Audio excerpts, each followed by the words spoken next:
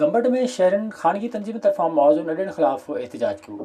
सिकंदर हुजन से नूरशाह कामरान लाड़का बिन दाइंदे चो त सिंध मुख्तलिफ शहरन में साल पहिरियां VTT नाले तंजीम सिंध एजुकेशन फाउंडेशन जे स्कूलनि जी वर्ल्ड डेशन जो मंसूबो शुरू कियो। हुननि चयो त केतिरनि नौजवान छोकरनि ऐं छोकिरियुनि कमु कयो पर खेनि हिकु साल खां मुआवज़ो नाहे ॾिनो वियो। 2018 में VTT ग्लोबल के नाम से कंसल्टेंसी ने सिंध एजुकेशन फाउंडेशन के हमरा यहाँ पे सिंध में सर्वे किया था।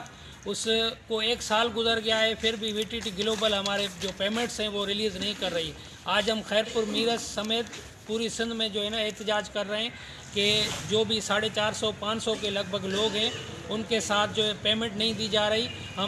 अगर हमें पेमेंट 2 दिन के अंदर नहीं मिली तो हम सारी सिंध में एहतजाज करेंगे और VTT के खिलाफ कोर्ट में जाएंगे और कमिश्नर साहब को कंप्लेन करेंगे। अगवान चेतार न त खेनि ॿिनि ॾींहंनि अंदरि मुआवज़ो न ॾिनो वियो त हू सख़्त एहतजाज कंदा। विज़िट कयो अवामी आवाज़ मीडिया ग्रुप जी वेबसाइट awamiawaz.pk।